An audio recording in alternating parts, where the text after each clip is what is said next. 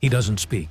He never did. At least, not after that night. He is the most lethal soldier G.I. Joe has ever seen. The only man who infiltrated an enemy castle alone, no communications, no backup, and walked out carrying the woman he loved in his arms. But what almost nobody knows is that behind the mask, behind those eyes that reveal nothing, there is a story that begins with a perished family, a war that never ended, and a question that will haunt you long after this video is over. What if the greatest hero in G.I. Joe and its greatest villain shared the exact same wound? The story begins in Vietnam, 1984. 3 soldiers on a long-range reconnaissance patrol, LRRP. The kind of mission that doesn't officially exist. The kind where, if it goes wrong, the government never admits it happened. The 3 of them were Stalker, Tommy Arashikage, and the man everyone already called Snake Eyes, even then. Tommy was a Japanese-American kid from Fresno with a last name nobody could pronounce, but he was the best Stalker had ever seen. He killed with steel-tipped arrows. Because, as he explained, a silencer muffles the shot, but it doesn't muffle the sonic crack of the bullet in the air. Tommy and Snake Eyes had spent an entire tour together. They were more than partners. They were brothers. And Tommy had a plan. After the war, he was going to Japan. The family business, the Arashikage clan, and there was room for Snake Eyes. Snake Eyes barely listened. He kept staring at a worn photograph. His twin sister. He believed one thing. As long as that photo stayed in one piece, nothing could happen to him. Then the gunfire came. The evacuation helicopter arrived under heavy fire. Stalker climbed aboard. Snake Eyes was hit. A bullet tore the photograph in half. Stalker gave the order. Leave him behind. Tommy didn't obey. He went back, under fire, carried Snake Eyes on his back, and put him inside that helicopter. That moment defined everything that came after. Because Snake Eyes never forgot what Tommy did. And Tommy never forgot what he sacrificed to do it. Snake Eyes came home, and Colonel Hawk was waiting for him with news. His family had perished in a car accident, all of them. At the same moment, he was in Vietnam, being carried to safety by a friend. The only thing tethering him to the world had been erased by a driver who ran a crossing at the wrong time. Snake Eyes didn't cry. He disappeared. For 6 years, nobody knew where he was. No contact, no signal. He withdrew from people, from the mission, from language itself. There's an unconfirmed theory that he took a vow of silence as a form of grief, or penance for surviving when the others didn't. When Hawk and Stalker finally found him, he was living in a cabin in the high Sierras, alone, with a pet wolf named Timber, catching rabbits with his bare hands. That is not a metaphor. That is issue 27. He didn't want to come back, but he did. If you're the kind of person who appreciates the real story behind these characters, you already know what to do. Make sure you're subscribed so you don't miss any of these deep dives into the lore, but stay, because the next reveal changes everything. Issue 21, March 1984.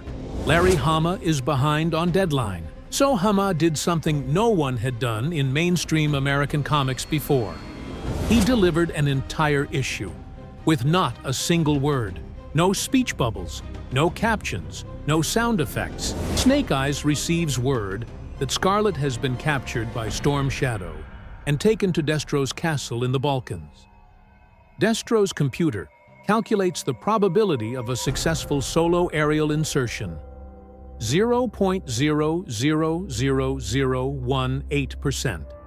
Snake Eyes jumps out of the plane anyway. He enters the castle. No communication, no backup, leaving a trail of fallen enemies that Destro watches from his window in disbelief. Then Snake Eyes reaches the top of the staircase, and there stands Storm Shadow. The two look at each other, and for the first time, the reader feels it. This is not just a fight. This is the surface of something that started long before and is far from over. They battle. Snake Eyes escapes with Scarlet. But in the final panel, as the two of them board a glider and disappear into the sky, Storm Shadow stares at his enemy's arm. A red tattoo, identical to his own. Cut. No explanation. No dialogue.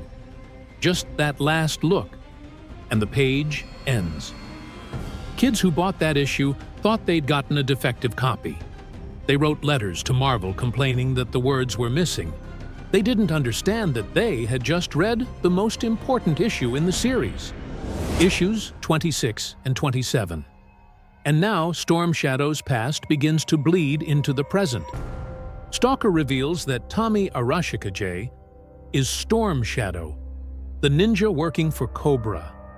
The man Snake Eyes called a brother is on the wrong side, but something doesn't add up. Years earlier, in Japan, Snake Eyes had gone to live with the Arashikage clan.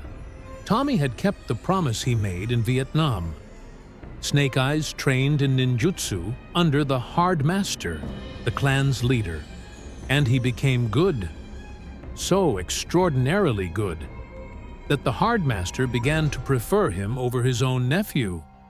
There was jealousy, there was tension, and then one night an arrow pierced the dojo wall, and the Hard Master fell lifeless.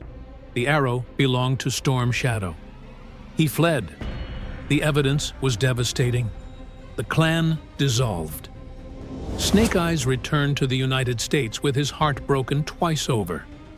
But here is what Hama quietly planted, waiting to be revealed much later. The Hard Master had been practicing a technique called wearing the mantle of the chameleon. He was mimicking Snake Eyes' breathing and heartbeat. The arrow was never meant for him. The arrow was meant for Snake Eyes. The real target had always been Snake Eyes, and Storm Shadow was not the one who fired. So who killed the Hard Master? The answer comes much later, and when it does, it takes you all the way back to the beginning, back to Vietnam, back to that crossing on the night Snake Eyes' family perished. The driver responsible for that accident was Dan, the brother of the man who would become Cobra Commander, and the killer of the Hard Master was Zartan, hired by someone inside Cobra, disguised as Storm Shadow, using one of Storm Shadow's own arrows stolen in advance. A perfect frame, a perfect trap, designed to destroy the Arashikage clan and eliminate Snake Eyes, without leaving a single trace. Storm Shadow didn't take the life of the master they both loved. He joined Cobra to find out who did. Two men, connected by the same pain. Snake Eyes lost his family in an accident caused by Cobra Commander's brother. Cobra Commander lost his brother in an accident that turned him into a terrorist. Storm Shadow lost the master they both loved to a killer who used his name as a weapon. And all of them are at war with each other. Larry Hama didn't write a story about heroes and villains. He wrote a tragedy where no one is guilty of everything and no one is entirely innocent. And at the center of it all, there is a man in a black mask who doesn't speak. Not because he has nothing to say, but because some losses are too large to fit inside words. If this story changed the way you see Snake Eyes, hit subscribe, because the next file in this dossier goes even deeper. We're going to pull back the curtain on Storm Shadow, the ninja who spent years inside Cobra as an enemy, who was never really an enemy at all.